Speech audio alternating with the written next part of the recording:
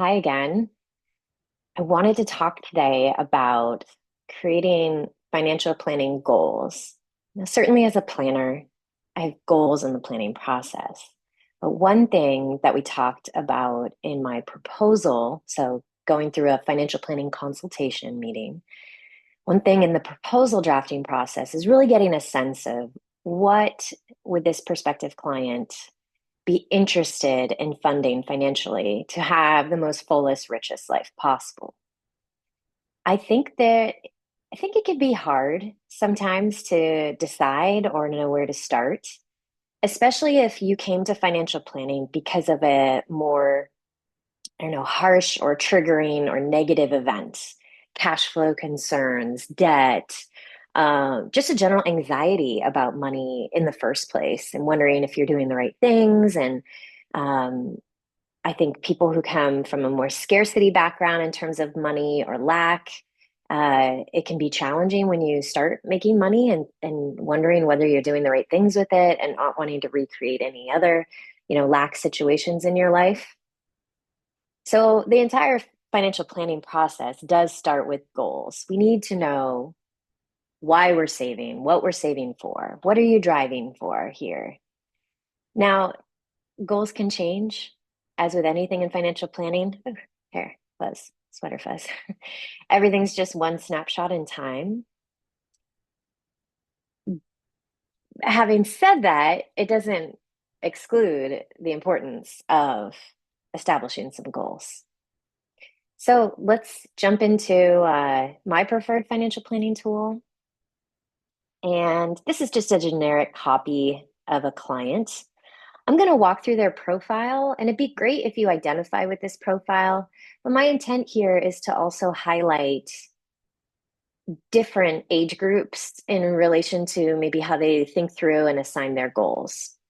So, this is a married household, two spouses, female and male.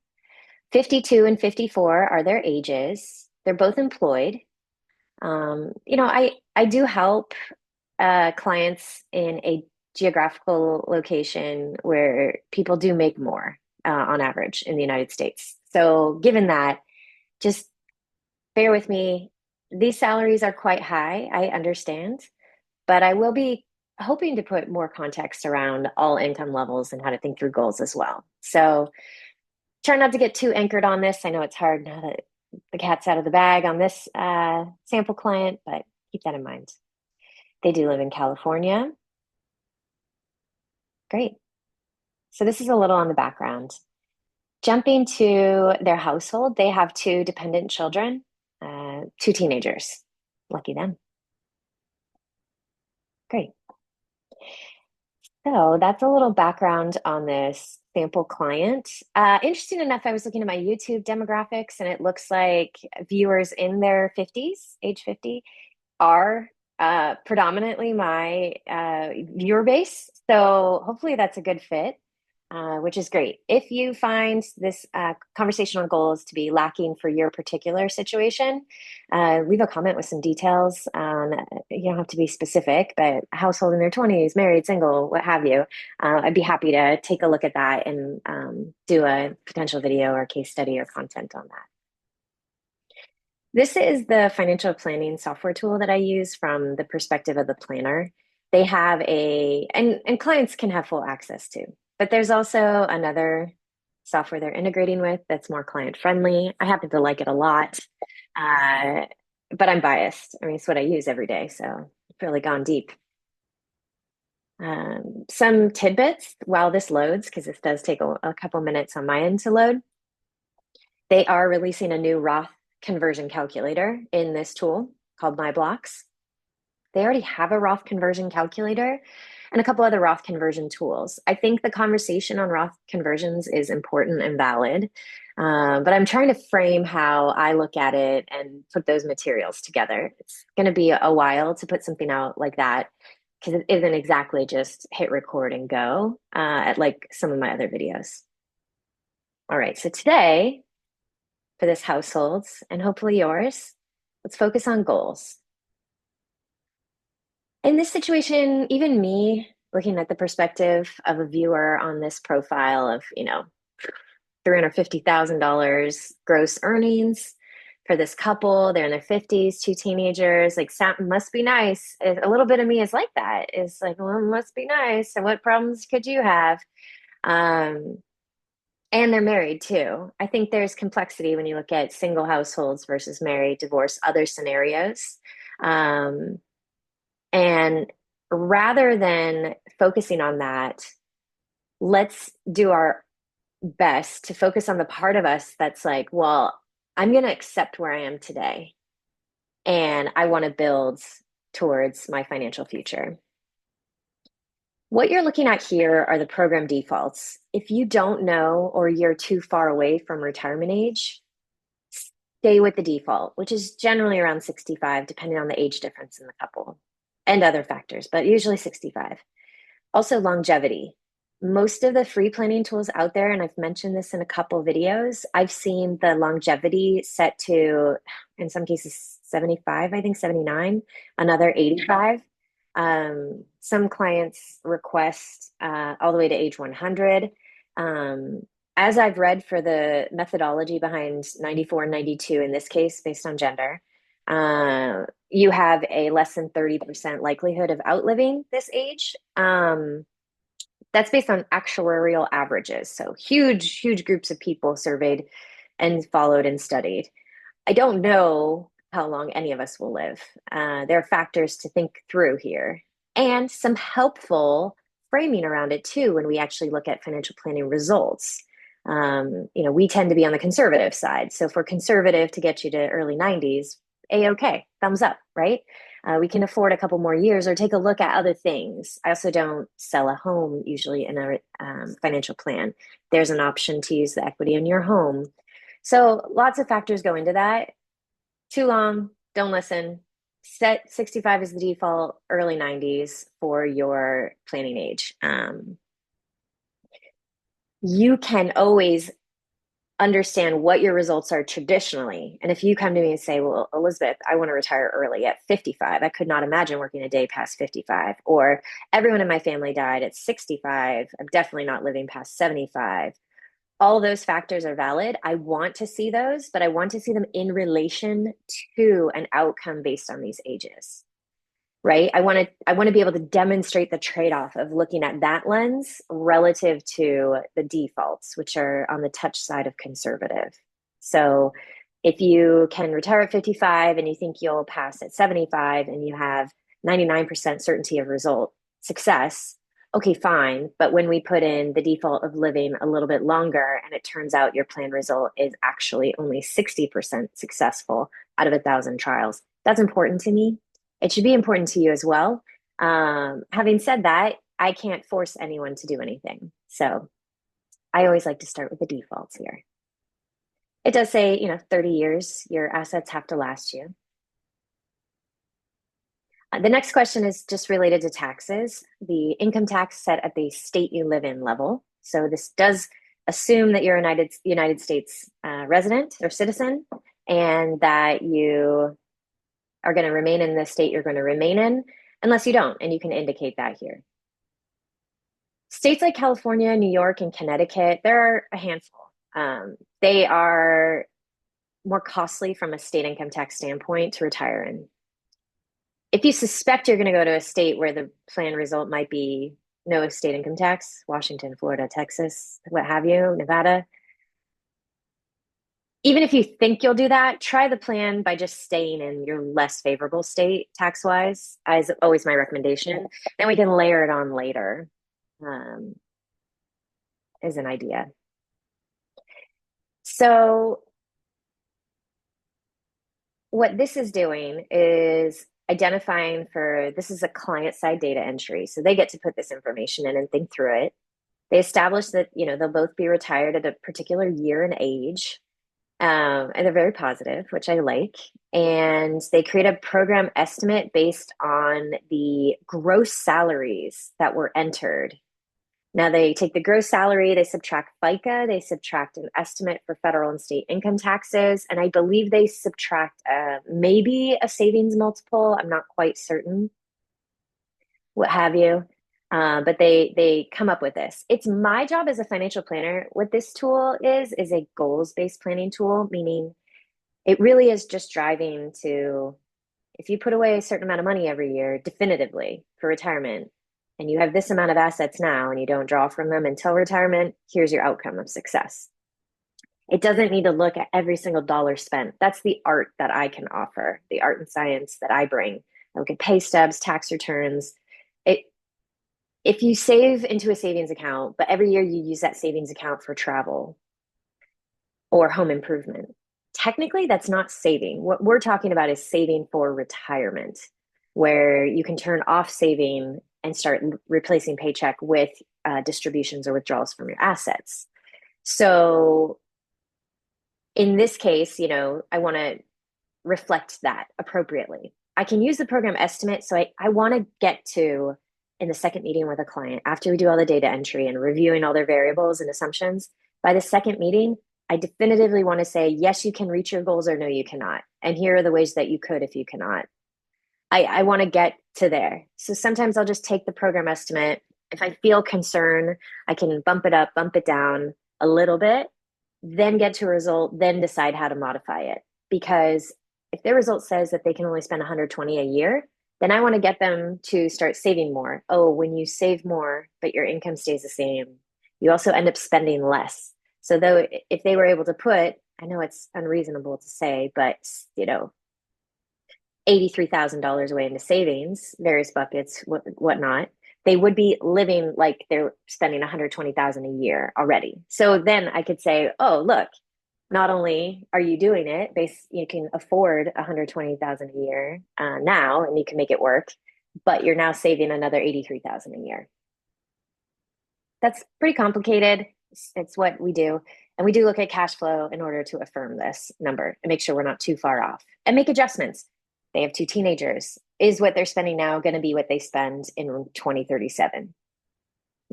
What amount are they going to be supplementing their children's lives with? Should we separate that out for a time frame? Another thing to note that these are all in today's dollars and after tax. So that's an important factor here. Taxes in this program are taken at the account level because so many accounts have different taxation applied to them. And today's dollars, because however this money feels today is how it will feel in the future.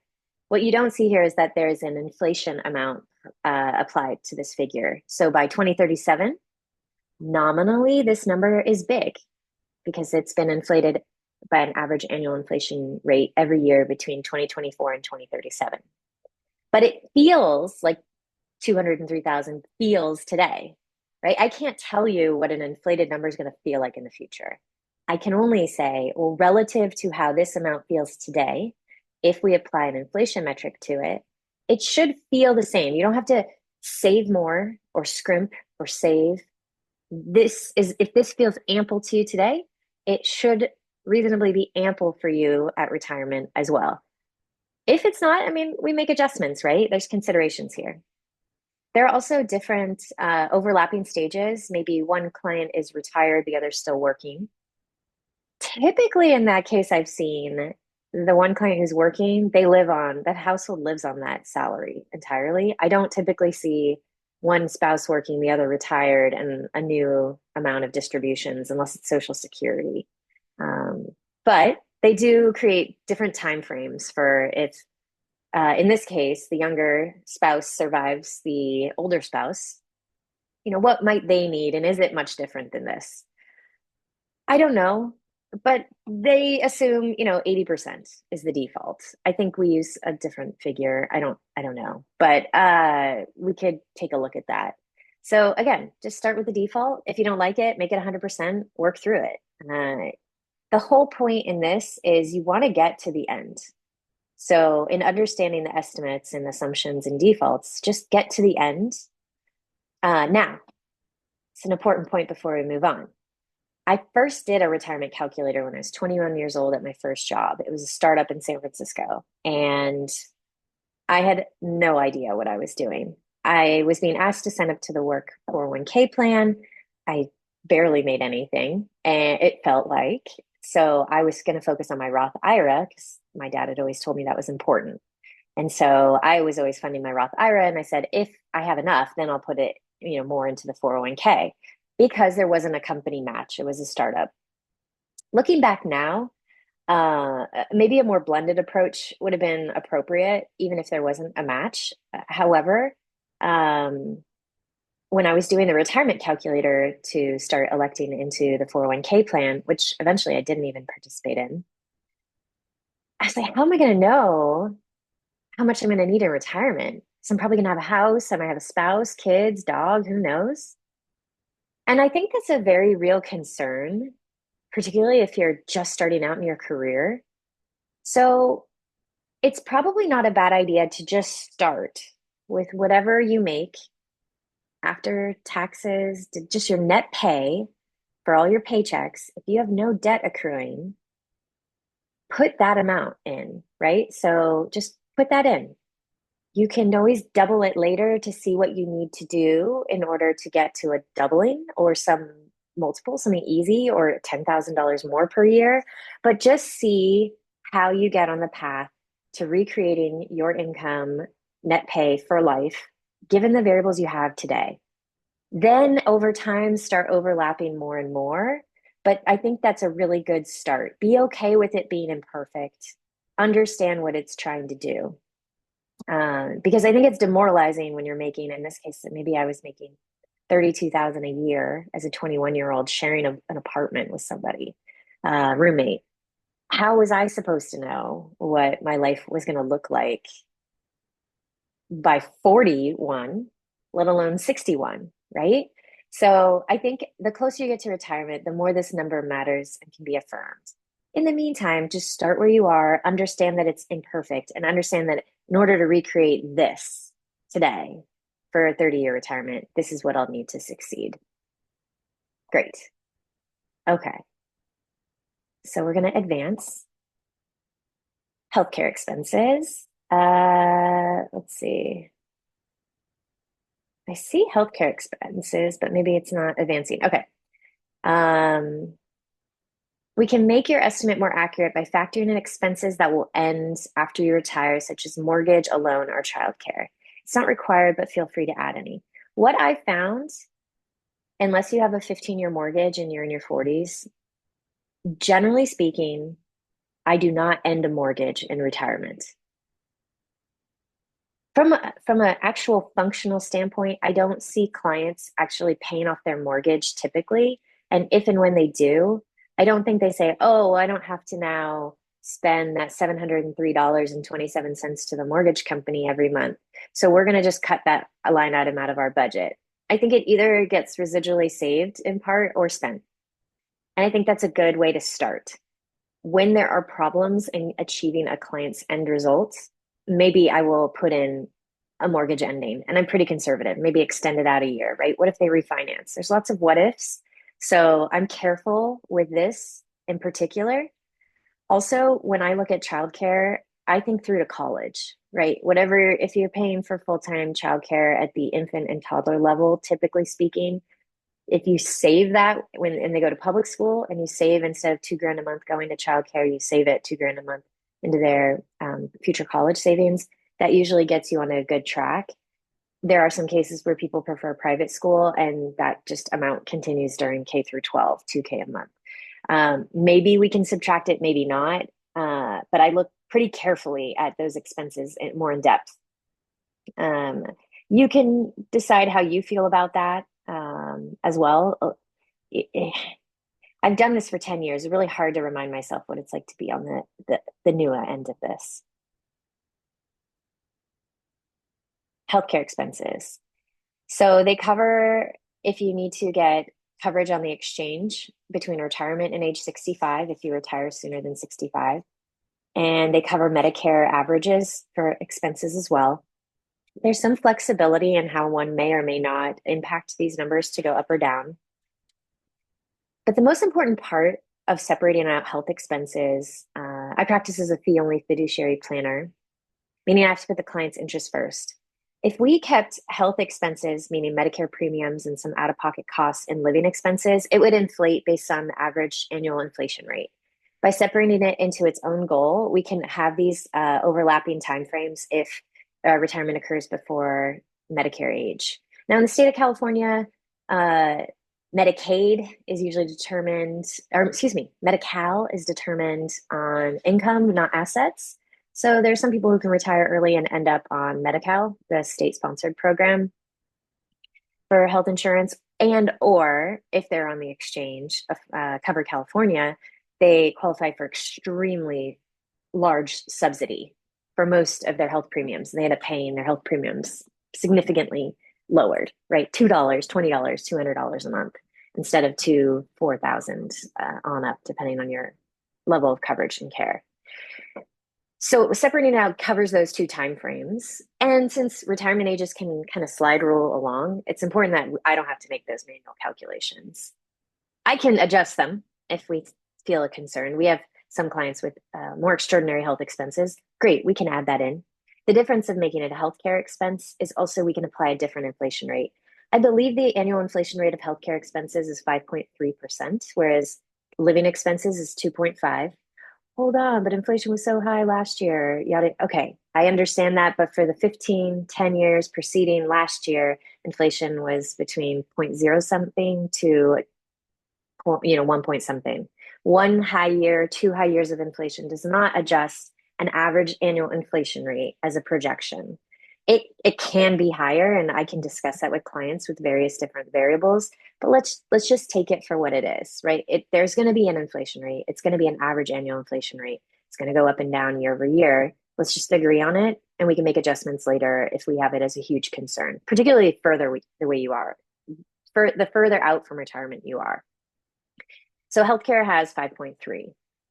In that sense, I think that's smart that the program does that. And I didn't really think about it before I was a certified financial planner. Personal goals. So this is where, other goals are added. If you plan to take money out of your assets to pay for your kids' college, you can add that here. If you're working while your kids are in college, you may also be using part of your paycheck for college. So I say that because college has a 6 point something percent average annual rate of inflation for college expenses. So be sensible there.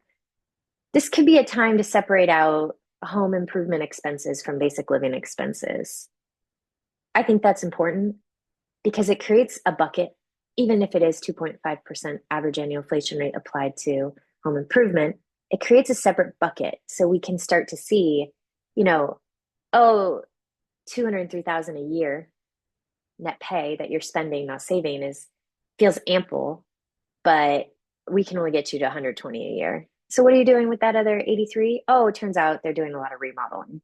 Okay, let's separate it out. Start with a $1 placeholder. And over time, let's start to see how we can play around with that figure. And if it's not 83,000 a year, what can we get it to? Is it 15,000 a year? So what's that? 30,000 every other year? We can really start to play around with that. So a lot of people, have those goals. If you don't own a home, a lot of people would like to own a home. So we can put a down payment in here. Then it again goes back to cash flow, where can you afford the monthly payment for what you're looking at?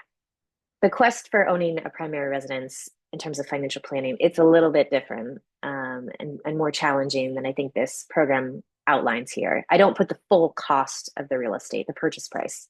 I put a variable metric for the down payment. And then somewhere else, I have to track, well, what do you pay for rent now? What are you saving for your down payment? If you combine those two together, that's kind of your mortgage payment, insurance, taxes, and interest estimate. How can we increase that if we need to, and relative to a down payment, all sorts of factors. We can go into that in another video. Some people add wishes like an end of portfolio value and things like that. I just have a different way of looking at it. I can see in plan results what your final portfolio value might be in bad timing. And so that can kind of give us a good sense of that. But you can add it here. I mean, part of this is just communicating between client and advisor. Client, I hear you. I hear you want to buy a new house and you want to send your kids to college. and you're worried about the cost of college, your parents paid for your college, you'd like to do that the same for your kid. Or, you had to pay your way through school, you wish somebody would have helped you out a little more. You want them to have skin in the game, which we recommend. So they'll pay for some, they'll take out loans, but you're going to save an amount to pay off their loans and surprise them at graduation, right? Make sure there's finishing involved. I don't put goals like private school, K through 12 private school, unless someone retires before their child graduates high school. Anything that's a goal means you're taking money out of your investable assets. Private school at the K through 12 level is almost certainly paid at the cash flow level. Hold on. All right. And I think what I hope is the takeaway from this video is that we start with goals because we need to drive towards something. So let's contextualize what that something is. As a planner, I can be more and more specific. I think the further away from retirement you are, or the earlier in your career or life you are, start where you start. Understand that it's not going to be perfect, but come back to it every year. Your salary increases, your spend increases, and you can start reflecting it. The outcomes are either you can afford it and retire at 65, or you cannot, and you have to lower your spend or work longer. Or you can retire and there's no changes and you like that, or you can retire earlier. And what does that look like? Or you could afford to spend less. There's these variables on the other side of all of this. What I hope is not lost is how fun it can be too. Um, you know, I want to, I think it can be fun to put placeholders, you know, next new dream home. There's a way to contextualize how you might also put this into your savings habit later, even if it does or does not come to fruition. I always really value, I have a client right now, they have 4 children. Two they've helped with weddings, and they want to help the other two, and they have a figure. I just think that's just such a wonderful sentiment um, overall. And maybe they do have an amount, maybe they don't. I love this part of financial planning. And I wanted to say that because sometimes financial planning from the internet standpoint is very like numbers based. But when I look at somebody's cash flow, they give me their spend, and I notice that the husband does all the cooking and grocery shopping, and the wife covers the restaurants out. Like I get to be intimately involved in understanding their dynamic. I'm in their kitchen thinking through maybe he's pouring her a glass of wine while he's finishing up dinner and prep and whatever. And they probably have some really good jazz music in the background. I don't know. I mean, I really do love the emotional story behind everybody's numbers, and I want to get them to where they want to be and put some figures in. And if they have a stretch goal, like I have clients right now, retirement's definitely doable. Some college doable. They have 3 kids. Can they put money into their home? Can they not? Let's take a look. I think these are interesting parts of the fabric of financial planning. I want to get there too. I want to make sure we can get you to spend as much as possible every year. Some clients, I get to be in the fortunate standpoint of how much can you spend every year, right? Here's how much we spend now. And congratulations, cheers. I'll send you some champagne. You can retire. You can send the letter in tomorrow, 2 weeks notice or 2 hours notice right away. But they continue working. And it's nice to expand their basic living expense to the threshold, so we can give them a much wider range. Most years you can spend X 100,000 a year. Did you also know most years you can spend actually up to this amount? I have a client, he plans to spend about 80,000 a year in retirement in today's dollars, and he is retired. And it was great to see that he had a miscellaneous budget I added that we could expand up to 20,000 more per year, right? So I think that's just wonderful, to be able to tell someone that. And then I say, if people often come to me, well, like, what if the market tanks? And that is a real risk to people who retire. It's a reason to be a little more conservatively invested at the point and leading up to retirement, maybe even a year or two out of retirement. So, like that 2 years before, year of, 2 years after, that 5 year time span, it's worth being a little more conservative, having a couple emergency years of cash available. or thinking through that equation if you have pension or Social Security. So the expandable goal is great. We know your core expenses without really struggling or scrimping and saving. But what is this miscellaneous goal? How high can we go most years based on all the impressions we have? Also, our plan takes into account bad timing with the markets, so I don't typically see that change things too much. So everything gets outlined. I use the advisor side of this. So I'm happy to see how I guess I like the visualizations. I'd be curious more from someone's perspective who's, brand new what the value of this is. I am a visual learner, but I'm also a kinesthetic. I have to actually touch and do. Um, so both. This chart though, like does nothing for me. It just doesn't. I get what they're trying to do. It inflates, it goes up. Okay. I think the closer I get to retirement, maybe me personally, it'll be more impactful, but I would prefer a chart over a bar graph. The goal timeline is nice. I think that outlines things pretty succinctly. And I actually really like the way this goal list lines up. So the grid view, list view. Interesting. Okay. And what happens if I press I'm finished? Okay, takes you back here. So that's a conversation on goals. I think biggest takeaways would be the further away you are from retirement or the younger and earlier in your career you are, start with where you are, understanding that yes, your life will change. So you don't have to be that specific to know what the future looks like. So start where you are, but plan to come back to it once a year and add in your new spend amount, your new goals, keep adjusting. You can do the example, what if I wanted to spend double what I'm spending now in retirement? What would that take? That would take knowing how much per year you can save into.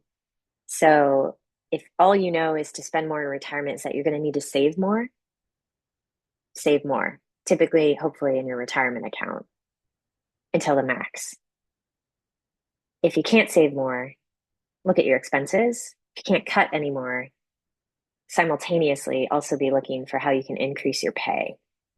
Now, as you go through life and you're more established, maybe start a family, maybe get married, you'll have a better idea of what the future could look like in terms of your jointed households and what expenses comfortably look like.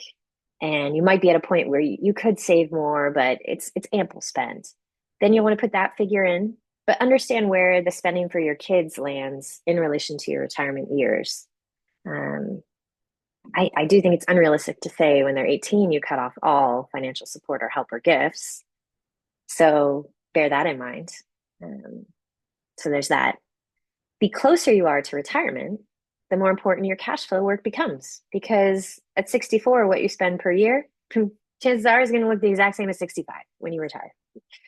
So definitively, it does become more precise to focus on the actual cash flow work. How much are you actually spending each year to affirm what the program's output is?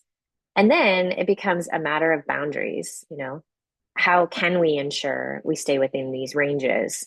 One, check in on your plan every year, make sure nothing's wonky or haywire with your results. And then, I want to end with this anecdote. We have a client later in life, they made a significant amount of money annually, but they spent just as much and didn't save proportionate. It happens to a lot of high income earners. Your 401k can only take so much.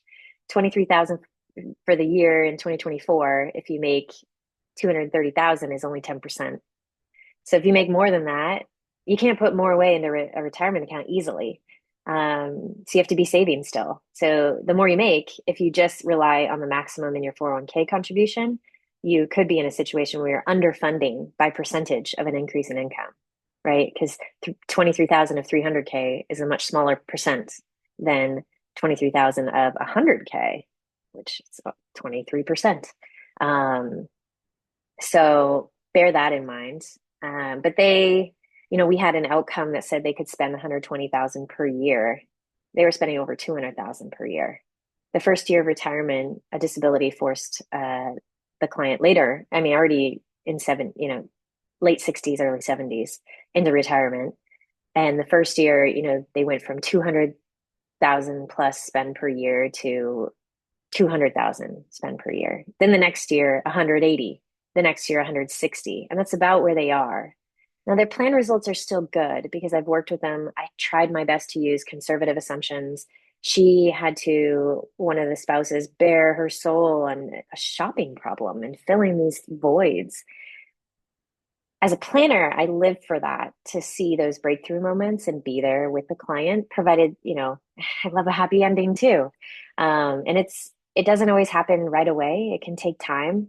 So even though they knew, and I was recommending $120,000 spend per year, they haven't actually achieved that yet. However, the results are still strong because we revisit it at least annually, sometimes quarterly. They are monitoring their cash flow and, doing their best to continuously see what they can cut. So I think that's a very hopeful anecdote overall. If we didn't see goals in the context of a plan result yet, so maybe this is helpful, maybe it's not. But also, I think it's, if you have the right tools, critical. I started my financial planning journey independently, monitoring my own cash flow first back in 2012, 2013, tracking everything I spent and earned and saved for that matter. And I really did it because I was coming out of a situation of underemployment and different part-time jobs. I'd jumped a lot of jobs, a year here, 2 years there, etc. And it was really out of necessity. I just didn't want to live in fear anymore of how much I could or couldn't spend. And I was nervous I wasn't making enough. And for me, seeing the numbers made me feel very much in control. Like it was something I could control. I could control tracking my spend. And it's so silly now when I look back. Another video covers this, but we had like 20 transactions a month. It's a very moderate amount of spending I was actually doing, a reasonable. It wasn't a lot of work to do. And I see that now, but it seemed insurmountable when I started. Um, and I wish I had the context of saying, okay, we know your life's going to change. We know you're going to spend more, but let's say you wanted to recreate your modest 23-year-old salary at 65. What does that look like? What do you need to be doing to get there? And hopefully the answer isn't putting it all into savings, right? But if I was only saving into my Roth IRA as of the limits at that point, which I think were 5,000 a year, 5,500, then what could I do with that information? Fortunately, the earlier you are in your life, the more your contributions and savings, meaning retirement accounts ideally, matter, right? If you go from 5,000 a year to 6,000 every year until you're retired, that's a huge outcome when you're 2021. It's a very positive outcome for you. Whereas the closer you are to retirement, your retirement account annual contributions are very small, if insignificant amount of impact on your plan. If you work one more year, that is a 10% swing in some cases because that's 1 year your portfolio isn't being drained down of an annual amount that you'll need. So you could go from a 75% result to sometimes 85% result by working one more year, right? Instead of 65, you work to 66. So that's like a safety valve, I like to think. If there were challenging situations or the market did something strange, how and if you could work one more year, and doesn't even mean at your job. Maybe it's consulting, part-time work, who knows? Anything to alleviate a little stress for one or more timeframes on, drawing down on your assets to completely replace your income is kind of the name of the game there. And then in the middle of your life, just, you know, being as reasonable as you can. And that's why we stress test. We find, okay, we're going to do the best we can, but here's kind of the range we're looking at ultimately. So it's not so much, you know, understanding everything right away, but it is also about dreaming. Um, I I think it's the anecdotes where I have clients that have a real difficulty spending down their assets. I'm not sad by it. I think they actually feel empowered by it, but I also don't want them to get to any point where they would feel regret that this account just grew and they had grandchildren they could be helping in life. and like really high five about it, um, without any detriment to their own outcomes. That to me, I'm encouraged by those conversations I have with clients where I can tell them, well, the safe withdrawal rate, 4%. What if we just said 1%? 1% of this million invested a year, you could give to your grandkids. And what if you just tried that for 1 year? And if you were worried the next and felt you were dipping into principal the next year, like we wouldn't, we could skip it. You could do it every other year.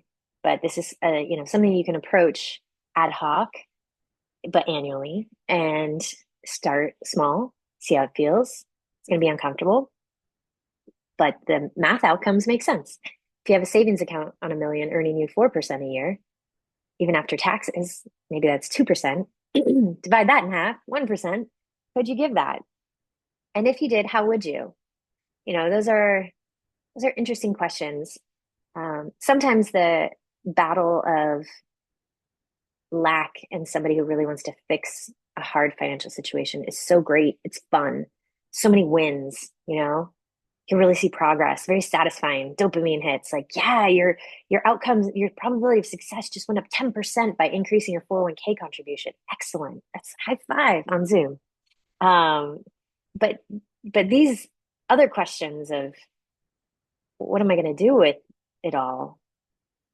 Or I feel uncomfortable in retirement not saving. I'm just spending. Those are interesting conversations. I live for it. So hopefully you took something helpful away from this. Went a little longer than I wanted, but really felt I wanted to share this. So this is a good complement and next step to my video on a complimentary consultation with a financial planner, what you can expect and what you hopefully are, getting out of um, consultation. So you can understand the gaps of people you are meeting with and the questions that you are going to be meeting people with. And once you do sign a contract and read or at least be exposed to their firm brochure, which is Form ADV Part 2, and you also, start their onboarding process, a question of goals should and usually come up. It's good to be in the driver's seat with that. Don't just let them tell you, really engage with them and work with those goals and ask if, we have these dreams, but we're nervous to put them in because I don't want to put a dollar amount yet. But can we be driving towards those? Can we put a $1 placeholder for now? So and I know that we're doing this. I think that's really motivating overall. And it's a great framework to start and build off everything else. So thank you so much for watching. I live for making these videos and this content. I absolutely enjoy sharing this information and hope to do so much more. Thanks.